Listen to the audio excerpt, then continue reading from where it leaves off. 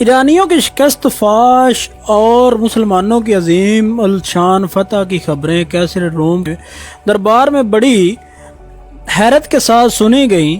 کیسر کے ایک دور اندیش وزیر لوکس نے اپنی نشست پر کھڑے ہو کر باسد احترام عرض کیا، ہرقل اعظم، مسلمانوں کی یہ فتوحات عیسائیوں کے لیے نیک شگون نہیں۔ اس سے پہلے کہ یہ خونی سیلاب ہمارے سرسبز و شاداب علاقوں کو بہا کر لے جائے، ہمیں ایک مضبوط آثار بنا لینا چاہیے۔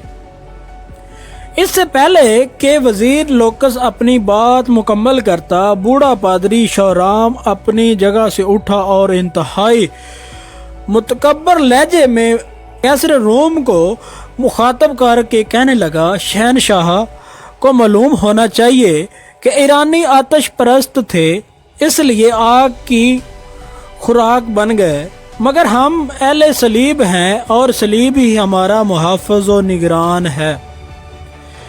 شورام کے بعد دوسرے پادریوں نے بھی دربار میں پرجوش تقریریں کی۔ آسمانی باپ اپنے مقدس بیٹوں کے صدقے مسیحوں پر کبھی آفات و مصائب نازل نہیں کرے گا۔ کیسر روم مکمل طور پر اثر تھا، اس لیے اس نے اپنے سیاسی مشیر لوکس کی باتوں پر دھیان نہیں دیا۔ چند سال پہلے بھی نے ایک وقت ہنگامہ آرائی کی تھی جب کیسر کو سرکار دو عالم صلی اللہ علیہ وسلم کا نامہ مقدس وصول ہوا تھا، جس میں پیغمبر اسلام صلی اللہ علیہ وسلم نے اسے دین حق قبول کرنے کی دعوت دی تھی۔ کیسر روم سرور کونین صلی اللہ علیہ وسلم کی دعوت سے متاثر ہو چلا تھا، مگر جب اس نے پادریوں کی جماعت کو غضبناک حالت میں دیکھا تو اسلامی وفد کو اپنے دربار سے اٹھا دیا۔ اللہ کے آخری رسول صلی اللہ علیہ وسلم دنیا سے رخصت ہوئے صرف 4 سال کا مختصر ترین عرصہ ہوا تھا۔ دنیا کے بڑے بڑے کاہن، نجومی، سیاست اور جنگ کے ماہرین سوچ بھی نہیں سکتے تھے پیغمبر اسلام صلی اللہ علیہ وسلم کے نام لیوا صحرا کے دامن سے نکل کر ایران جیسی عظیم سلطنت کی وسعت الٹ کر رکھ دیں گے۔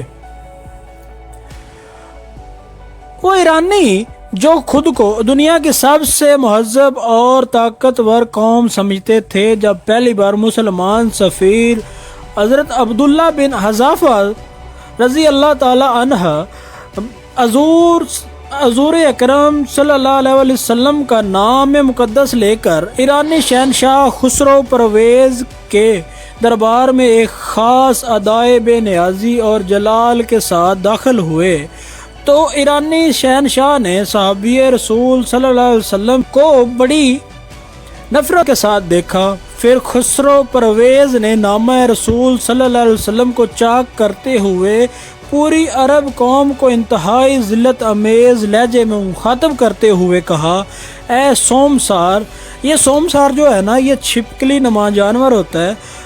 تو اس نے کہا، اے سومسار کا گوشت کھانے والو اور اے اونٹ کا دودھ پینے والو۔ پھر جب ناکام سفارت کے بعد حضرت عبداللہ بن حذافہ نے رسالت مآب صلی اللہ علیہ وسلم کی خدمت اقدس میں حاضر ہو کر نامہ مبارک سے چاک کرنے کا واقعہ سنایا تو سرور کونین صلی اللہ علیہ وسلم نے فرمایا، خسرو نے میرا خط چاک نہیں کیا، اپنی حکومت کے ٹکڑے کر دیے ہیں۔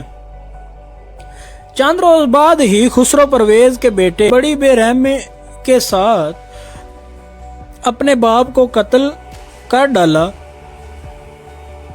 پھر چند سال بعد حضرت عمر رضی اللہ تعالی عنہ نے ایرانی سلطنت کے مضبوط ترین ستونوں کو بسیدہ کتاب کے اوراق کی طرح ہوا میں اڑا دیا۔ کیسر روم کا وزیر لوکس اس واقعے سے باخبر تھا۔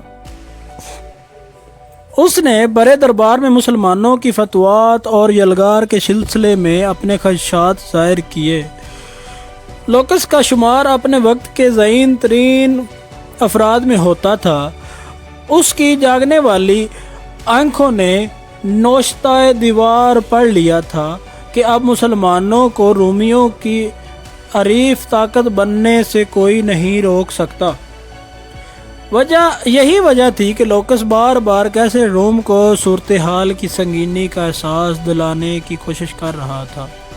پادری شورام جاسوس مال کے گوشے گوشے میں پھیلے ہوئے تھے۔ جب ان جاسوسوں نے کیسر روم اور وزیر لوکس کی خفیہ ملاقاتوں کی اطلاع دی تو پادری شورام گہری سوچ میں ڈوب گیا۔ پھر اس نے وزیر لوکس کو سیاسی منظرنامے سے ہٹانے کی تدبیر سوچ لی۔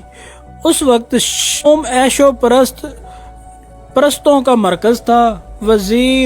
بادشاہ، وزیر، امیر اور خواص و عوام رقص و سرود اور شراب نوشی کو انسانی زندگی کا ایک لازمی حصہ سمجھتے تھے۔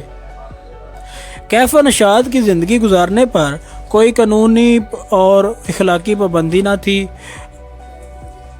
اپنے اسی مول کے زیر اثر وزیر لوکس بھی خفیت و نشاط کا دل دادا تھا۔ پادری شورام نے اس کی کمزوری سے فائدہ اٹھایا۔ ایک رات جب لوکس خوبصورت عصای رقاصہ سوسن کا رقص دیکھ رہا تھا تو مسلسل شراب نوشی کے اثر سے اس کے ہوش و حواس زائل ہوتے جا رہے تھے۔ پھر اسی خفیت میں لوکس نے سوسن سے رات کا آخری جام طلب کیا، آگے بڑھی اور اس نے دوسری زر نگار سرائی سے لوکس کا جام لبریز کیا۔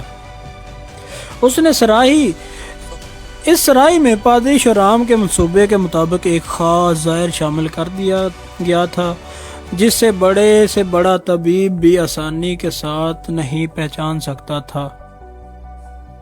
شراب حلق سے اترتے ہی لوکس کی حالت غیر ہونے لگی۔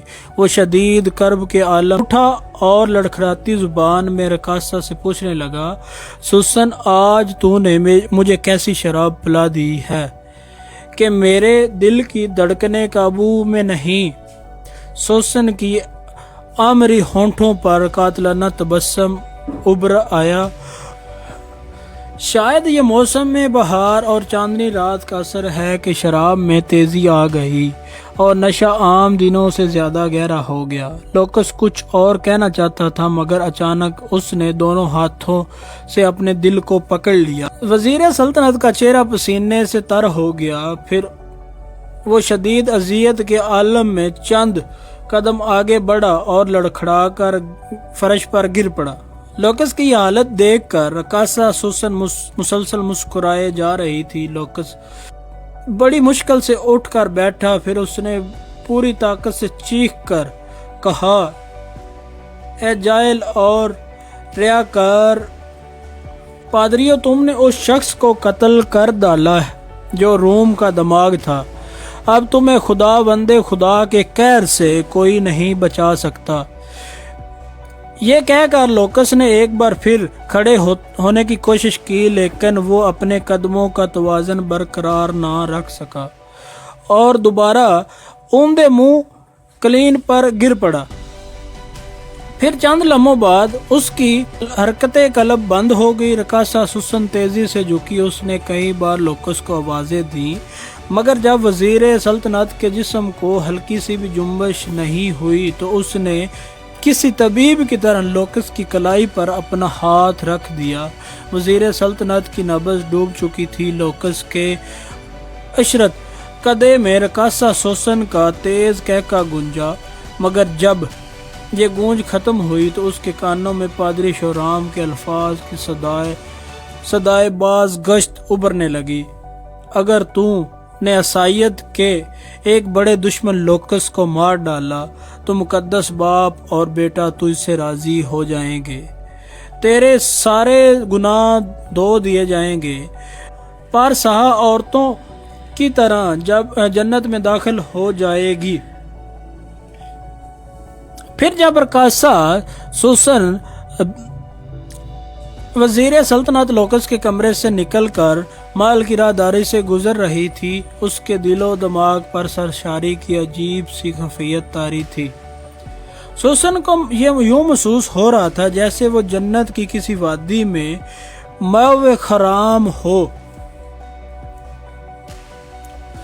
دوسرے دن قیصر روم اپنے مشیر خاص کی لاش پر اداس کھڑا تھا۔ شاہی طبیب تمام تر کوششوں کے باوجود اس زہر کی نشاندہی نہ کر سکے جسے پادری شاہ رام نے بڑی ذہانت کے ساتھ لوکس کے جسم میں داخل کرایا تھا۔